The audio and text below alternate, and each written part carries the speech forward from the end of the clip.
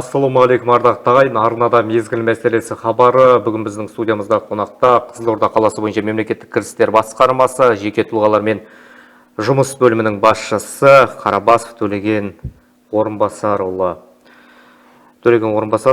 Студиямызға қош келдіңіз. Қазіргі таңдағы мезгілдің мәселесіне айналып отырған мәселе декларация тапсыру. Енді ел азаматтарының, аймақтағы азаматтарының барлығына келіп жатыр. СМС-пен де, әртүрлі қосымшалармен де 250-ші формадағы, 270-ші формадағы декларация дейді. Бірі түсініп, бірі түсінбей жатыр. Енді бұл декларацияны тапсыру мәселесі осыдан 3 жыл бұрын 2021 жылдың 1 қаңтарынан басталды.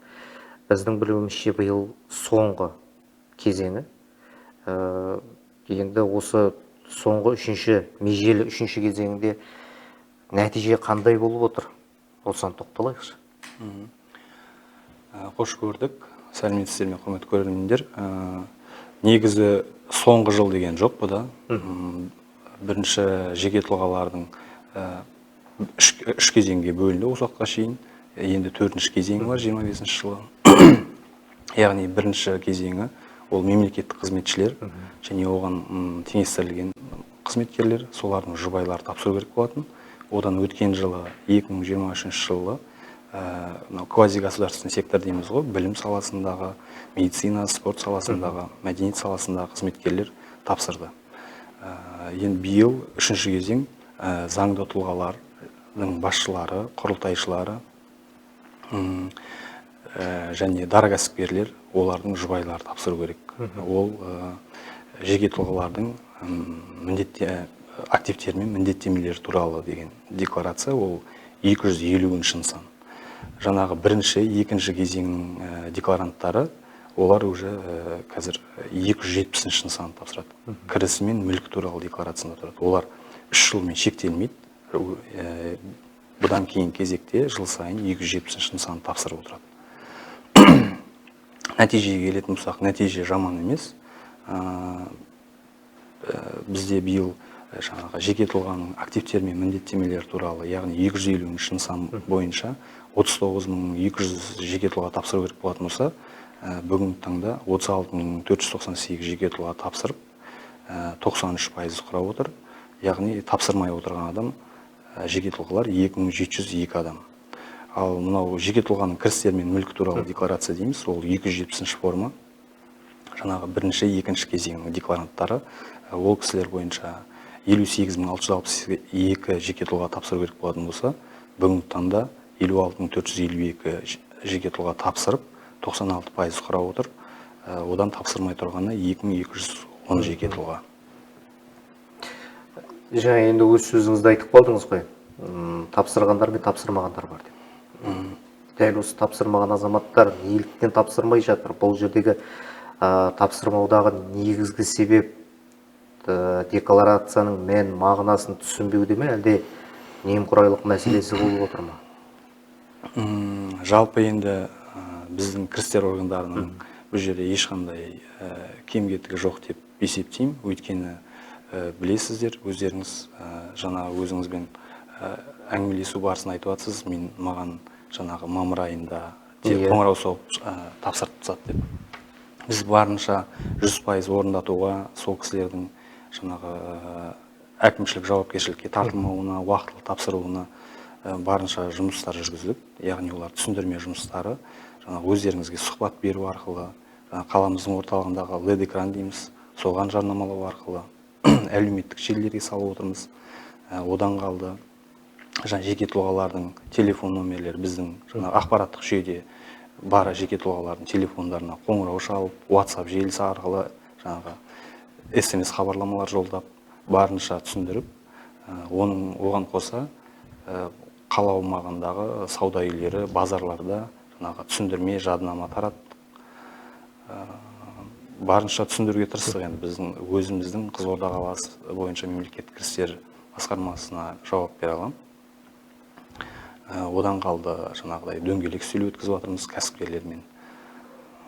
Енді бұл жерде жеке тұлғалардың көбісінің санасында жалпыға бірдей декларацияны мемлекеттік қызметшілер ғана тапсыру керек, және олардың жұбайларымен қоса. солар тапсыру керек деп қана түсінеді да, біз не үшін тапсырамыз деген сияқты сауалдар туындап жатады. Сосын кейбір кісілер уақыты келсін, мерзімі келсін, сосын тапсырам деп жатады. Оның уақыты келген кезде жаңағы жүйеде білесіздер, автоматты түрде қиындықтар туындап жатады, өйткені тапсырушылар сол мезгілде көп болғаннан кейін. Жалпы енді халық енді осыны бастап үйреніп келе жатыр ғой, барлығына түсіндірме жұмыстары жүргізіліп жатыр. Алдағы уақытта енді өйстіп сауатын ашып, 100% тапсырып, өз еріктерімен тапсырып отыратын болады деп сенеміз. Соған жұмыс істеп жатырмыз. Ал егер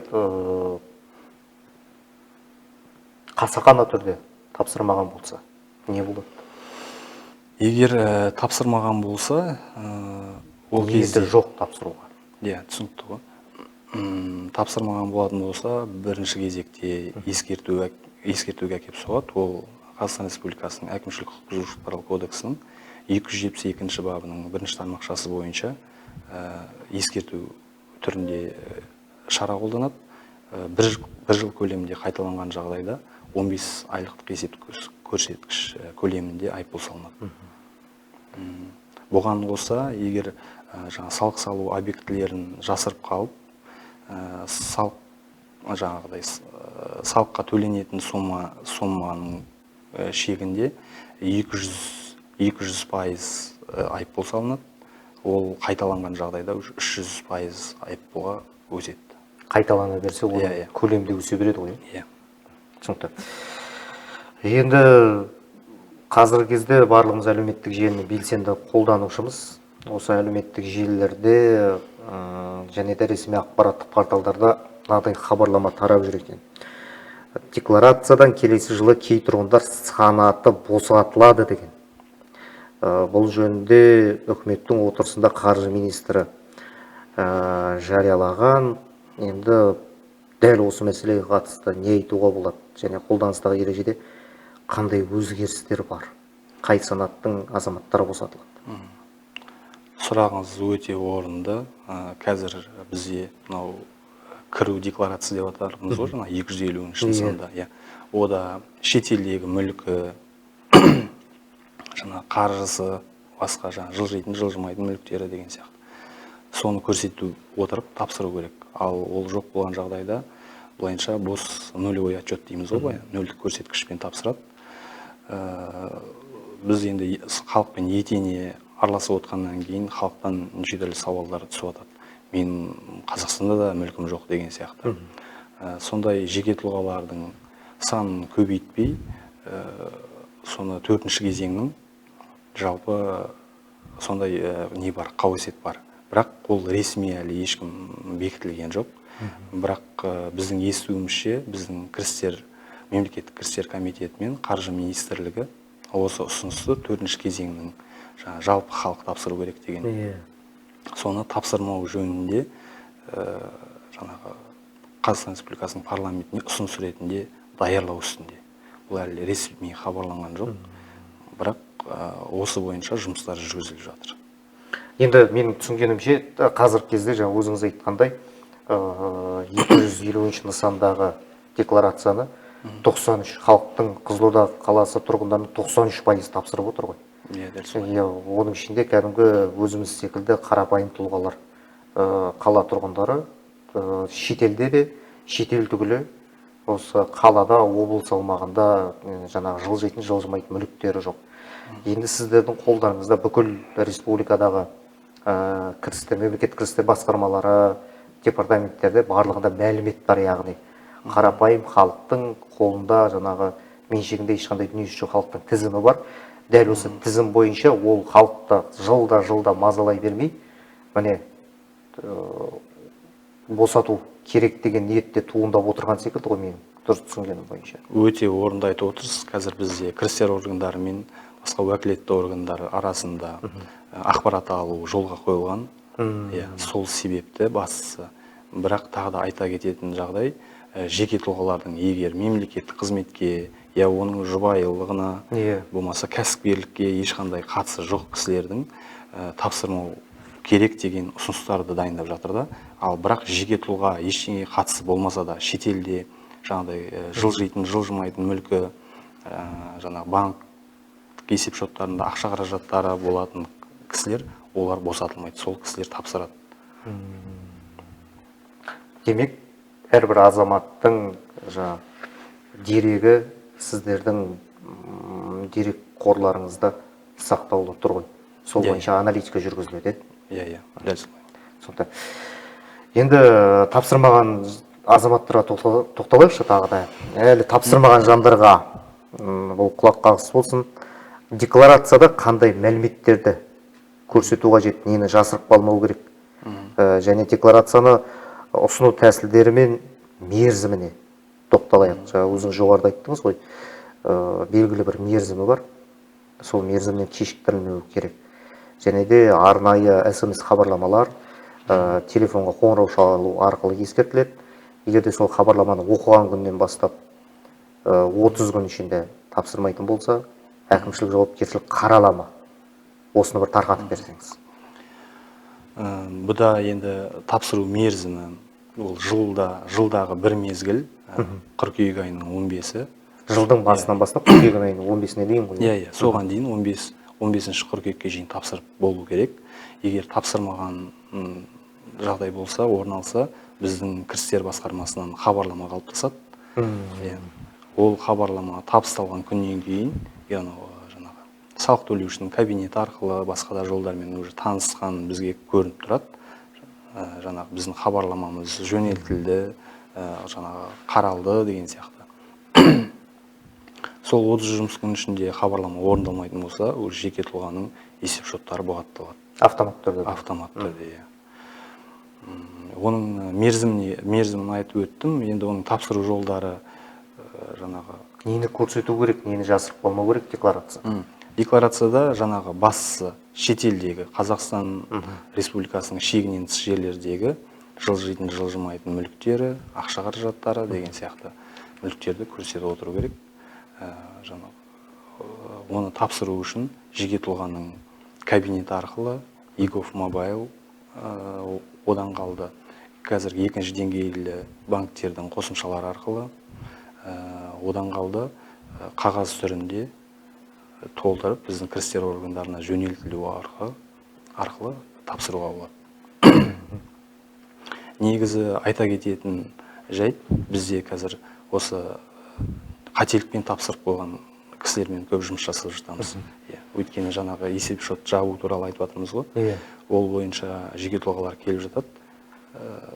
Біздің шотымызды неге жабасыздар деген сияқты, мен тапсырдым ғой деп. Оның ішінде жылын, басқа да бір мәліметтерін дұрыс көрсетпей қою жағдайлар орын алып жатады да, біз үшін ол декларация толық тапсырылды болып есептелмейді.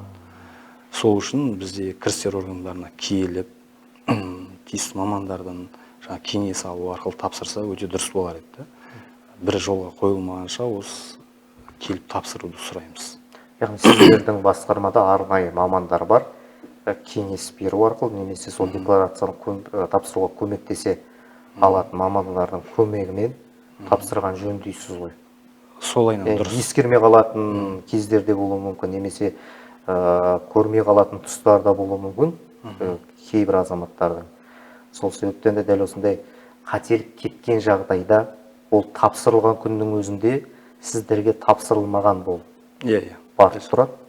Автоматты түрде шот бұғатталады. Түсінікті. Енді манадан бері шетел деп айтып жатырмыз.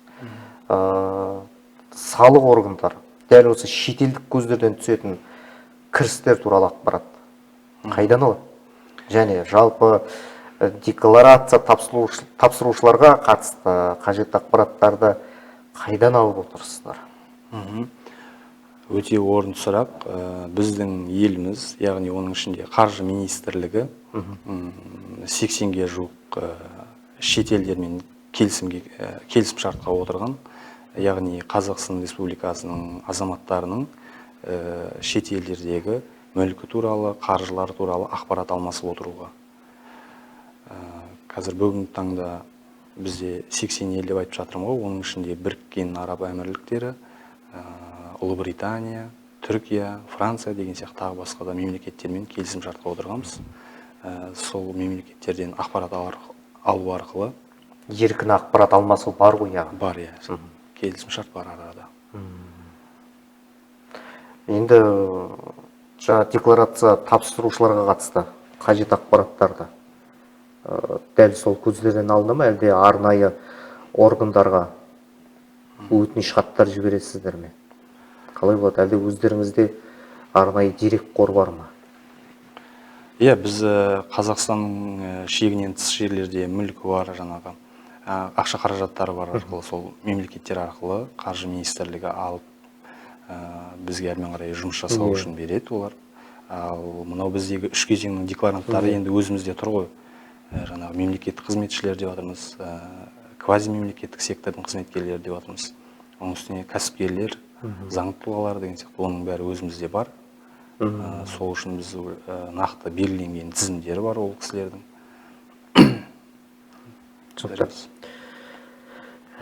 Енді мынадай сауал. Егер жеке тұлға декларацияны тапсырғысы келмесе, немесе тапсырғысы келмесе, және жыл сайын тапсырмағандық үшін айыппұл төлеуге дайынмын десе, бұл ұстаным қаншалықты дұрыс, және де дәл осы ұстаныммен жүретін азаматқа бұл ұстанымының зияны қаншалықты тиеді? Иә, зияны тек өзіне ғана болмақ. Бағана жоғарыда айтып кеттім, мерзімінде немесе мүлде тапсырмаған жеке тұлғаларға біздің тарапымыздан ескерту беріледі. Қайталаған жағдайда 15 айлықтық есептік көрсеткіш, ол дегеніміз 51.000 теңге шамасында. Одан қалды жаңағы салық салу объектісін жасыру арқылы салыққа төленетін соманың 200%-ық айыппұл, ол қайталанған жағдайда 300%-ық. Сол зияны тек өзіне айыппұл төлегісі келмейтін шығар деп ойлаймыз. Енді ол жерде салыққа төленетін сомасы белгісіз да енді нақты. Ал ол қанша көлемде? Оны 200%-ын әрмен қарай ойлай беріңіз. Ол көп. Сол үшін бекітілген заң бар. Сол заңмен жүруге шақырамыз. Біздікі тек түсіндірме, айту. Енді осындай жағдаяттар біздің қалада кездесті ме? Бір емес бірнеше рет тапсыруға ниеті жоқ азаматтар бірнеше рет айыппұл төлегені. Көп жағдайда бірінші, екінші кезеңнің жеке тұлғалары уақытысында мерзімінде тапсырып жатады. Өйткені ол кісілер мемлекеттік қызметкерлер, сосын жауапкершілігі бар дегендей. Биыл енді кәсіпкерлер тапсыратын үшінші кезеңде. Кәсіпкерлерде салықтық міндеттемені орындамау екенін жіті түсінеді ол кісілер. Көбіне жұбайлары тапсырғысы келмей жатады. Жаңағы жұбайым тапсырса болды емес пе, маған неменесіне керек деген сияқты болып жатады. Бірақ жаңағы шетелдегі мүлік анықталып 200-300%-ық айыппұл салып көргеніміз жоқ. Әзірге ескертумен шектеліп жатырмыз. Мерзімінде тапсырмаған кісілерге. Егер тағы да қайталанатын болса, айыппұл салынады. Айыппұл салынады. Енді жоғарыда айтып өткен декларацияны қате тапсыру мәселесіне тоқталайықшы. Декларацияны қате тапсырып қойды. Қанша енді шоты бұғатталды. Сіздерге барып арнайы кеңес алғаннан кейін сол бір күннің ішінде сол қатені жөндеуге мүмкін бола ма, әлде арада белгілі бір уақыт керек пе? Әзірге ондай шектеу жоқ. Кез келген уақытта жаңағы салық төлеушінің кабинеті деп жатырмыз ғой. Сол арқылы түзету жасауға болады. Немесе бұрынғы өздерінің тапсырып қойған жаңағы есептерін кейін қайтарып алып, отозвать деп жатамыз ғой. Кері қайтаруға беріп, қайттан жаңадан тапсыруға болады. Сол кері қайтару мәселесі қанша ол? 3 жұмыс күні, 5 жұмыс күні? Жоқ, ол 3 жыл мерзімге шейін ол кісіге құқық берілген негізі. Ал ол үшін біз дұрыстауын дұрыстайды. Дегенмен әкімшілік ескертуден ол кісі босатылмайды. Тек ескерту? Ескерту береміз. Айыппұл емес? Айыппұл емес. Ол енді келесі жылдарға қайталанған жағдай болатса, айыппұл болады. Бірақ бір ескерту алған кісі ескеріп жүреді дейсіз? Ескеріп жүреді. Жылдың басында келіп, мысалы, биыл 2024-тің қаңтар айларында бізде салық төлеушілер көбейіп кетті. Ол біздің мемлекеттік қызметкерлер бірінші кезекте жүгіріп жүретін. Ол кісілердің жауапкершілігі білесіз ғой. сол кісілер келеді, мен тапсырып қояйыншы жылдың басынан өткен жыл үшін деп, өзінің жаңағы мүліктері жайында ақпараттарына жаңағыдай салық есебін тапсырып жатады. Өйткені алдында жылғы ескерту алған сондай мәселелер. Енді менің басымда бір сауал тұр. 250 нысанды, 270 нысанды декларациялар. Бұл декларацияларды тапсыртудағы негізгі мақсат не? Өте орынды сұрақ. Біздің ұстанымыз да, мемлекетіміздің саясаты да сол. Әділ салық салуды көздейді, және көлеңкелі экономиканың алдын алу, сыбайлас жемқорлықтың алдын алу деген сияқты мәселелер. Негізгі мақсат? Негізгі мақсат осы. Түсінікті. Енді басы артық сауал жоқ. Алдағы уақытта өздеріңізбен тағы да бірнеше рет сұхбаттасатын боламыз. Бұған дейін де арнайы Шарайын ақпараттық топтамасына шығарған едік. Әрбір тақырып бойынша өзіңізбен бүгін әдейі шақырып, жүздесіп, сұхбаттасып отырмыз. Айтылатын мәселеге қарағанда айтылмай жатқан тақырып өте көп сияқты, менің білуімше. Және де қарапайым халықтың түсінуі керек мәселелерде өте көп. Қатарда халықпен қатар біздің өзіміздің де көп түсіне бермейтін мәселелер бар. Кейбір кезде опық жеп қалудан да әйтеуір құтқарып қалып жатқан жағдаяттар бар. Уақытылы тапсырып. Студияға келгеніңізге көптен көп рахмет. Енді бұл осы бір өзекті тақырыптың, осы бір мезгіл мәселесінің белгілі бір ұшын шығарып берген секілді. Алдағы уақытта өзге де туындаған мәселелер болатын болса, халық хабарласып жататын болса, өздеріңізге тікелей жол сілтейтін боламыз. Өздеріңіз қажетті кеңестеріңізді беріп, қате толтырылған декларацияны қайта толтыруға көмектесіп, дәл осындай бірлескен жұмыстың, жүйелі жұмыстың жүйесін көрсетесіздер деп ойлаймыз. Көптен көп рахмет, алтын уақытыңыз бөліп келгеніңізге. Нұрлыбек мырза, сіздердің де, Нұрдәулет мырза, кешіріңіз. Студияға шақырғандарыңызға рахмет, көптен көп. Бүгінгі тақырыбымыз бойынша осы халықтан сұрайтынымыз декларацияны тапсыру керек мерзімінде. Сол айтатынымыз, егер туындаған сұрақтары бойынша біздің қаламыз орналасқан Нұрсұлтан Назарбаев даңғылы 23-ші мекен-жайда орналасқан Қызылорда қаласы бойынша мемлекеттік кірістер басқармасына келіп, қоятын сұрақтары білмейтіндер болып отырса, әрдайым есігіміз ашық, толыққанды жауап беруге тырысамыз. Енді осы ретте бір сауал, соңғы сауал болсын. Кол орталық бар ма арнайы? Және де қандай телефон номерлеріне хабарласуға болады? Бара алмай жатқан азаматтар, айтып жіберсеңіз. 1414 деген, сол колл-центр деп атады ғой, орталық. Соған звондасаңыз. 1414 нөмірі. Және де менің білуімше сіздерде телеграм бот та бар. Телеграм бот та бар. Оған жауап беріп отырады. Атауы? Атауын салық бот деп. Салық бот. Түсінікті. Тағы да алғыс білдіреміз. Көптен көп рахмет. Ардақты ағайын, құрметті телекөрермен, бізге берілген уақыт осымен тәмам. Келесі кездескенше аман, сау, бай, қуатты болыңыздар.